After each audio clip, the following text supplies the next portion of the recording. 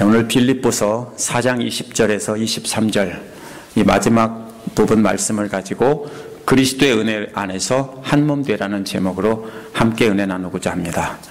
지난주 말씀에서는 어떤 상황에서도 참고 견디며 하나님 기뻐 받으시는 예물을 드리면 하나님께서 하나님의 크기로 채워주신다고 했습니다. 이제 빌립보서의 마지막 부분입니다. 어떻게 해야 하나님 기뻐 받으시는 예물이 될지 바울은 마지막 순간 인사말을 통해서도 강조하고 있습니다.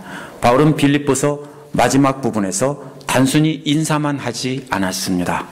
인사말 속에는 빌립보서 전체의 핵심이 담겨 있습니다.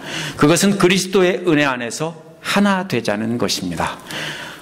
함께 그리스도 안에서 하나가 되려면 함께 심고 함께 가꾸어 함께 성장하게 해서 함께 열매 맺는 삶을 살아야 한다는 것입니다. 그래서 그 결실에 함께 감사하며 살아야 한다는 것입니다. 오늘 말씀을 통해서 우리는 어떻게 영적인 결실을 거둘 수 있을지 생각해보는 시간을 갖겠습니다.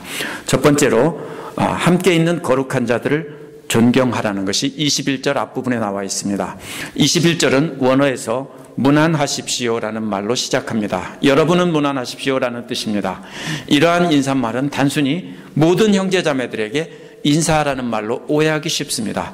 하지만 이 경우에는 모든 성도들에게 인사하라고 할 때는 고린도전서 16장 20절과 고린도후서 13장 12절처럼 서로라는 말을 썼습니다. 그때는 서로 인사하십시오. 이때는 모든 성도들끼리 서로 인사하라는 뜻입니다.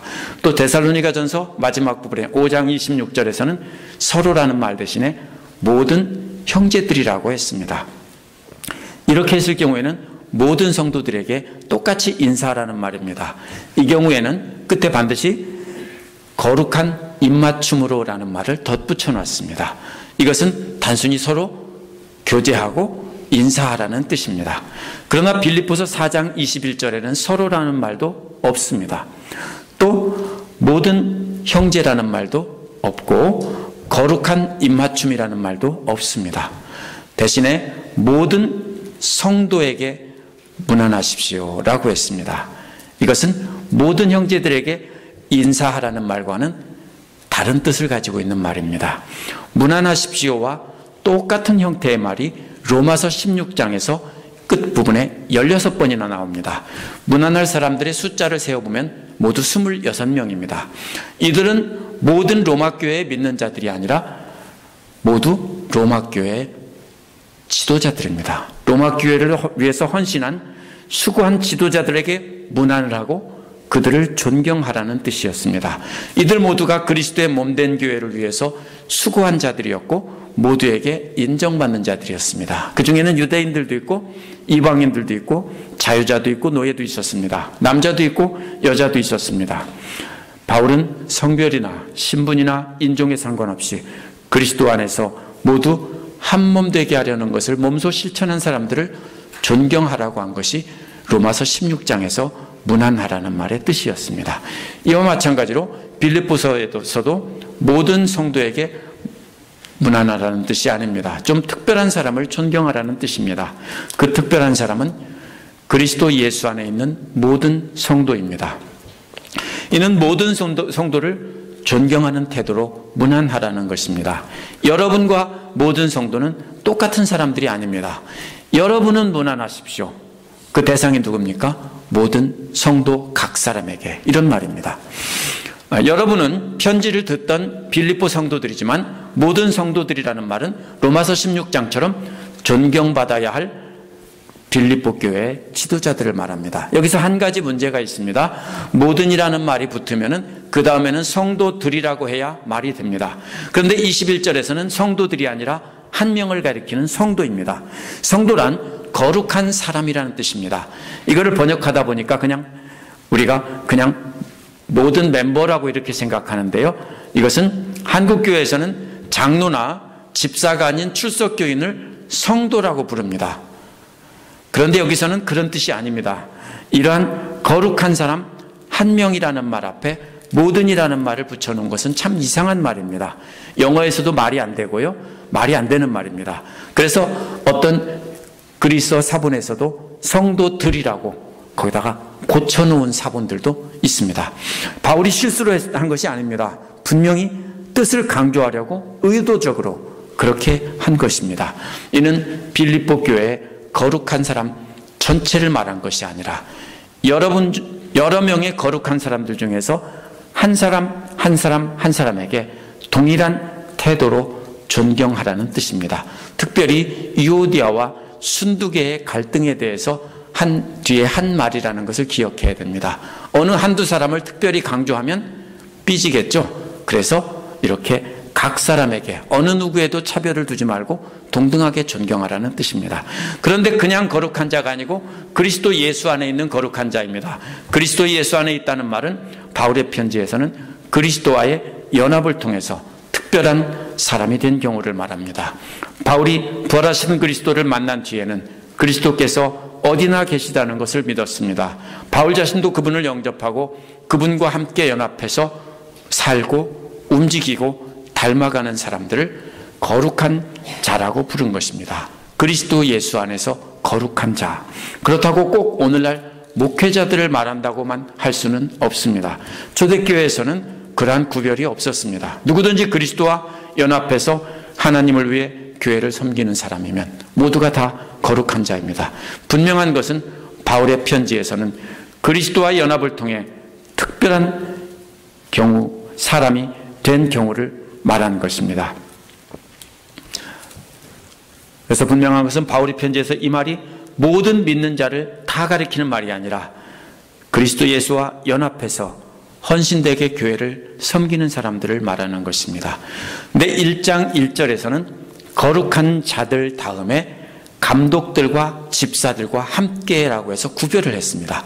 거룩한 사람들에게 무난하고 그리고 감독들과 집사들도 함께라고 했기 때문에 이 사람들은 좀 특별한 사람들입니다.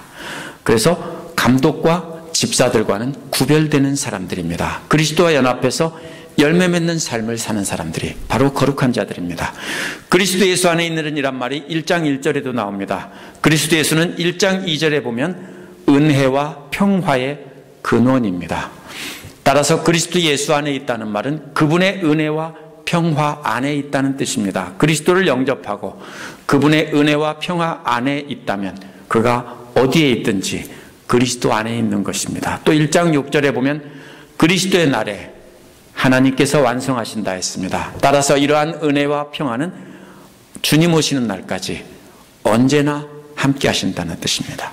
그러므로 그리스도의 은혜와 평화는 어디서나 함께 하시고 언제나 함께 하신다는 겁니다. 1장 9절에서 11절을 보면 그리스도 예수 안에 있는 자들은 그리스도의 사랑으로 가득 채워지고 흘러넘쳐서 다른 사람들에게 그 사랑을 흘려보내는 사람이라고 했습니다. 쉽게 말하면 바울이나 디모데나 에바브로디도 같은 예수 그리스도의 본보기가 되는 사람들입니다. 이러한 사람들에게 무난하고 존경하라는 것입니다. 특별히 신앙생활하는 사람들 가운데 그러한 사람을 존경하고 특별히 함께 신앙생활하는 사람들 가운데서 그런 사람을 존경하고 그런 사람들에게 무난하라는 것입니다. 그러면 여러분은 그런 사람들을 함께 닮아가면서 모두가 하나가 될 수 있다라는 말입니다. 그래서 그런 그리스도 예수 안에서 살면서 그리스도를 닮은 열매를 맺고 있는 거룩한 사람 하나하나에게 차별 없는 존경과 인사를 보내라는 뜻입니다. 두 번째로 21절 중간에서부터 22절까지는 떨어져 있는 사람들, 거룩한 사람들과 교제하라는 뜻입니다. 그 다음에는 나와 함께 있는 교우들이 여러분에게 무난합니다 라고 했습니다. 바울과 함께 감옥에 있으면서 함께 사역하는 형제들, 교우라는 말은 브라더라는 뜻입니다. 형제들은 디모데 같은 이들을 말합니다. 또 22절에서 모든 성도들이 빌립보 성도들에게 무난한다고 했습니다. 빌립보 성도들만 빌립보의 거룩한 자들에게 무난한 것이 아니라 바울과 함께 있는 거룩한 자들도 빌립보 교회의 거룩한 자들에게 무난한다는 것입니다. 여기서 성도라는 말은 성도들입니다. 로마에 있는 거룩한 자들입니다. 앞에서 말한 교우들처럼 바울과 함께 늘 감옥에 있지는 않지만 이들은 바울과 함께 그리스도와 연합해서 하나님 나라를 섬기는 사람들이었습니다. 그래서 바울과 함께 있는 모든 거룩한 사람들도 역시 빌립보 교회에 있는 거룩한 사람들에게 무난하고 존경을 표시하고 있습니다. 이런 말입니다. 이들은 빌립보 성도들과 떨어져 있는 사람들입니다. 따라서 그리스도와 함께 연합하여 사는 사람들은 가까이 함께 있거나 멀리 떨어져 있거나 모두가 다 존경하고 따라가야 할 모델이라는 뜻입니다.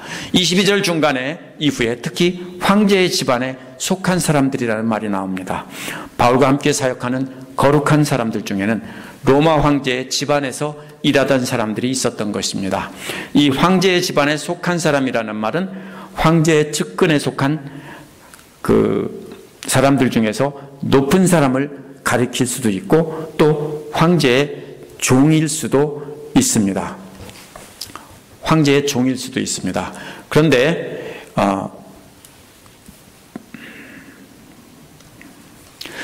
이 로마 황제의 고위 측근들 중에서 예수를 믿었다는 기록이 초대교회 기록에 없습니다. 그건 언제 나오냐면은 AD 313년 이후에 그때쯤에 가서야 그게 등장을 하기 때문에 그렇다면 이것은 황제의 그 패밀리가 아니라 황제의 종들일 수 있습니다. 황제의 가문의 종들일 수 있습니다.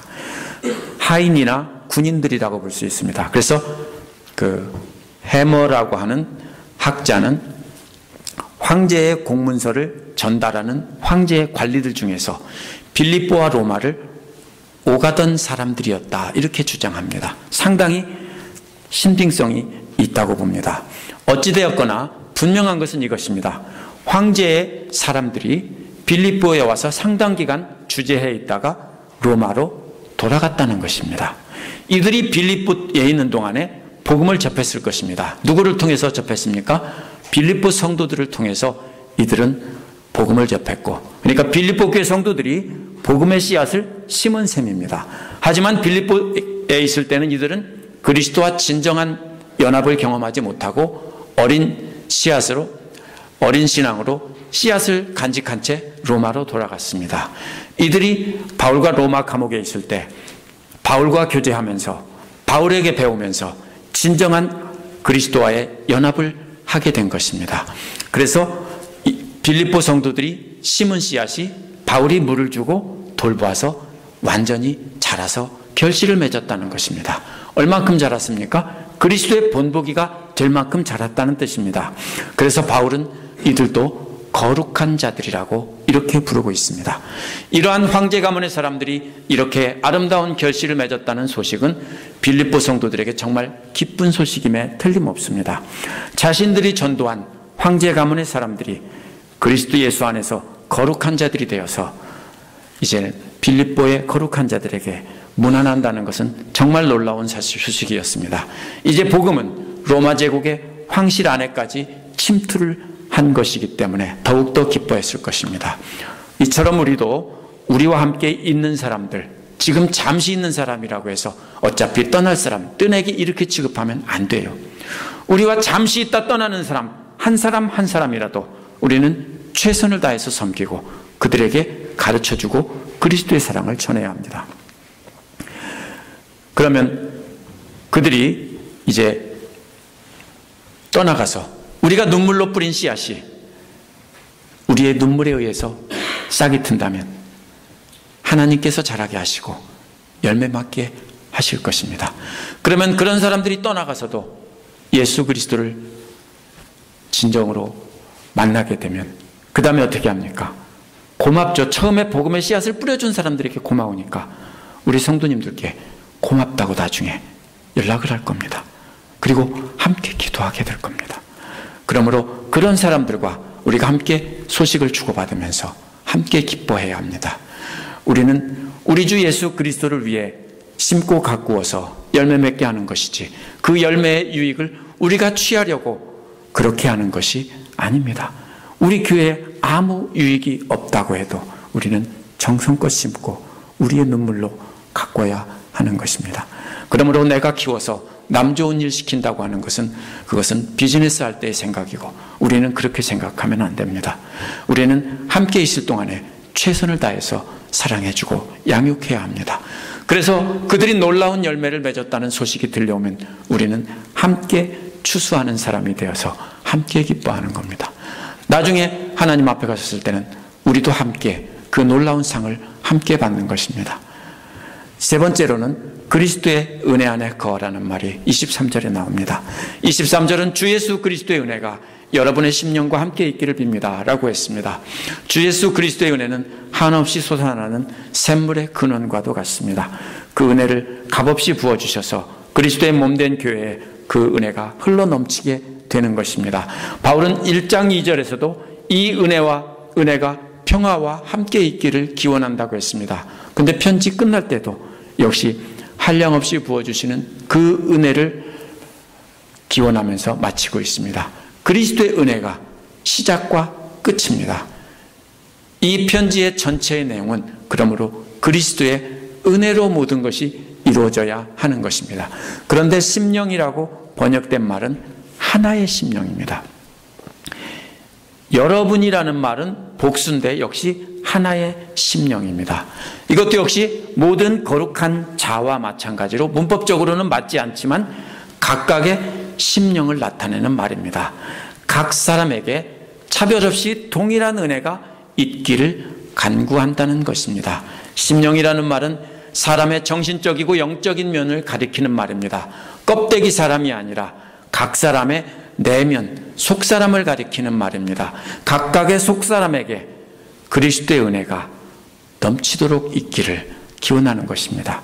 그래서 모두가 각자 예수 그리스도의 은혜가 가득 차게 되면 교회는 저절로 하나가 된다는 것입니다. 그리스도의 은혜로 하나가 되는 것은 서로 친하게 지내려고 노력해서 되는 것이 아닙니다. 각 사람이 예수 그리스도의 은혜 안에 거하기만 하면 모두가 한 마음이 됩니다. 마음이 통하게 됩니다. 그래서 저절로 하나가 되는 것입니다. 우리가 친하게 지내려고 같이 밥 먹고 같이 놀고 그런다고 해도 절대로 친해지지 않습니다. 해보셨어요? 열심히 해보세요. 물론 약간은 도움이 돼요. 그러나 결정적으로 한 번만 실수하면 왼수가 됩니다. 그것이 인간의 교제입니다. 그러나 우리가 모두가 다 그리스도 안에서 똑같은 은혜를 품고 있다면 그런 교제가 없어도 우리는 영원히 하나가 될 수 있는 것입니다.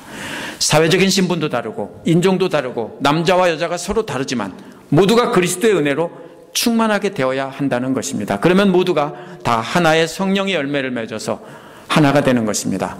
그리스도 안에서 하나가 되어야 한다는 것은 1장 27절에서 찾을 수 있습니다. 그것은 모두가 그리스도의 군사가 돼서 전열을 가다듬고 한마음 한뜻으로 적과 싸울 준비를 하게 하려는 것입니다. 왜 하나가 됩니까? 하나가 돼서 악한 세력들과 전투를 하기 위해서입니다.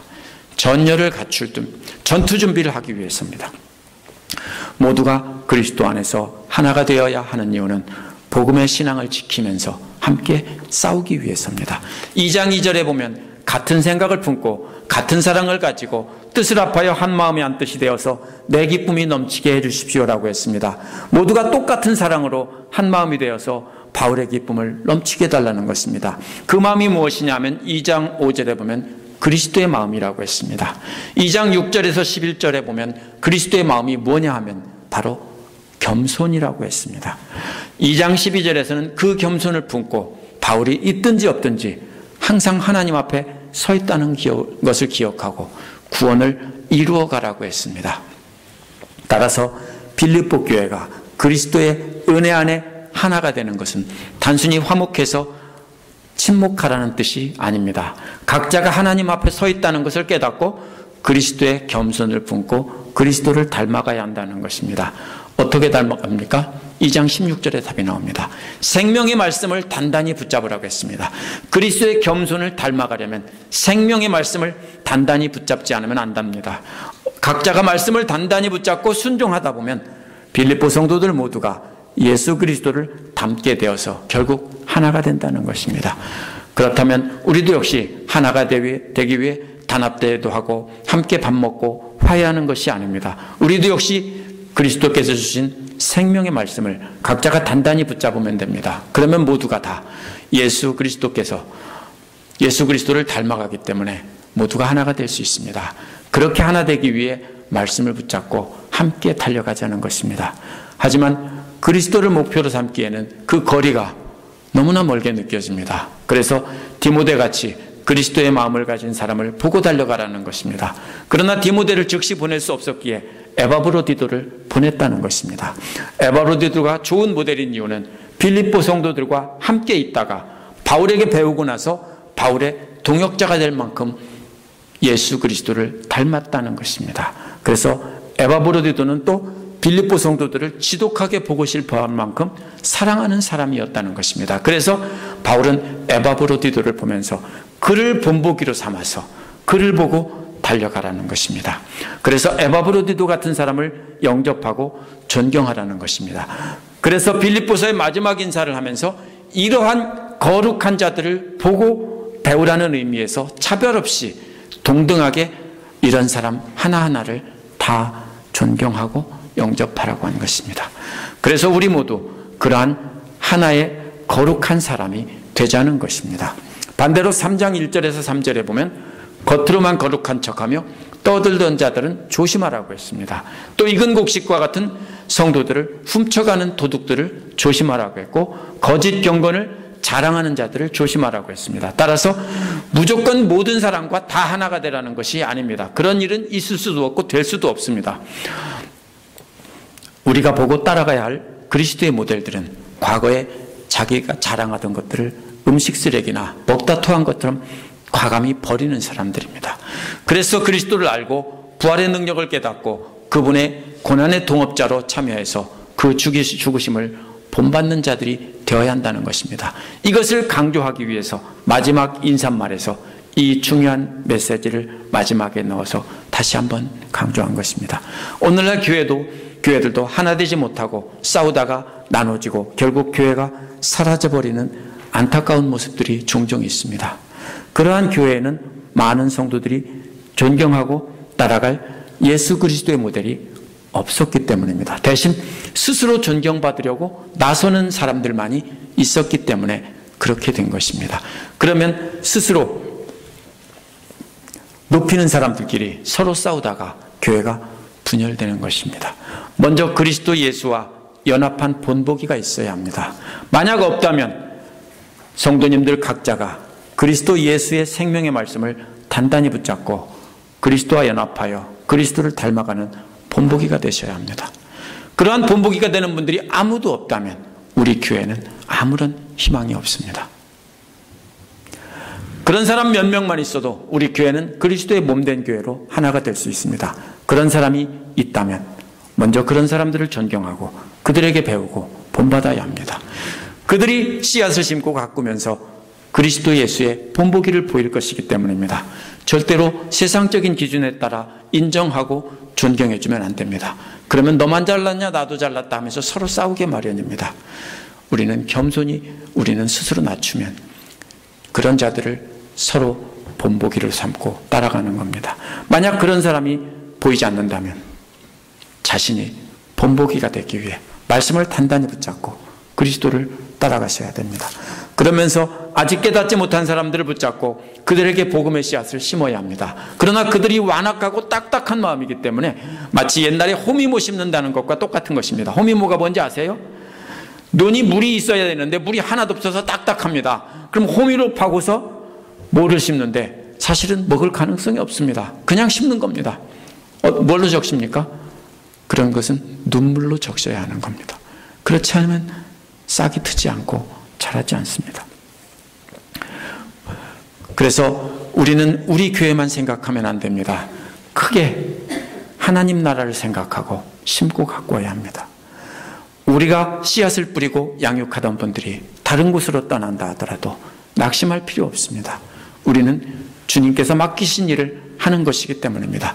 그러면 우리가 심은 씨앗이 다른 곳에 옮겨져서 아름답게 자라 결실을 맺으면 우리에게 함께 문안하며 우리는 결실의 기쁨을 함께 나눌 것이고 마지막 주님 앞에 섰을 때 함께 상을 받을 것입니다.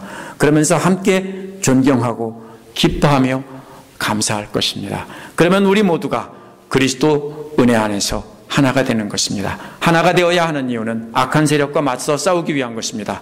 먼저 예수 그리스도의 은혜를 입은 자들이 하나가 되지 못하면 교회는 악한 마귀들의 밥이 되고 맙니다. 악한 마귀들의 밥이 되지 않으려면 먼저 깨닫은 자들이 말씀으로 가르치고 본을 보여줘야 합니다. 교회가 어떤 곳입니까? 마치 군대의 훈련소와 같습니다. 여기에 있는 키슬러 에어포스 베이스 같은 곳입니다. 뭐 하는 곳입니까? 다른 사람들을 양육하고 훈련시켜서 기본 훈련뿐 아니라 전문가가 되기 위한 훈련까지 어디서 시키는 거냐면 교회에서 시키는 겁니다. 그래서 다른 사람을 양육할 수 있는 그리스도의 그러한 본보기로 성장하도록 훈련시켜야 합니다. 우리가 매년 감사절마다 열매들을 장식하는 이유가 무엇입니까? 우리는 더 이상 농사를 짓지 않습니다. 이것은 하나의 뭡니까? 상징입니다. 뭡니까? 단순히 먹을 것을 주셨으니까 감사하는 것이 아닙니다. 이 열매는 진정한 열매인 거룩한 사람들, 영적 열매의 상징입니다. 우리는 감사절마다 한 해 동안 맺은 영적 열매를 내어놓고 감사해야 할 것입니다. 내년부터는 그러한 영적 열매를 이 앞에다 전시했으면 좋겠습니다. 보이지는 않겠지만 마음으로 그렇게 전시했으면 좋겠습니다. 내가 한 해 동안 하나님께 충성을 다해서 섬겼더니 이런 열매가 맺었어요 라고 내놓았으면 좋겠습니다. 그것은 우리 자신에게 맺은 열매일 수도 있고 또 우리가 양육하면서 섬긴 사람들의 열매일 수도 있습니다. 그렇게 맺은 열매를 생각하며 감사를 드리는 날이 바로 감사절이 되어야 합니다. 우리 모두 예수 그리스도의 은혜로 충만하게 받아 그 은혜로 하나가 되어서 함께 결실을 맺어서 함께 기뻐하는 복된 감사절 되기를 간절히 축원합니다. 함께 기도하겠습니다.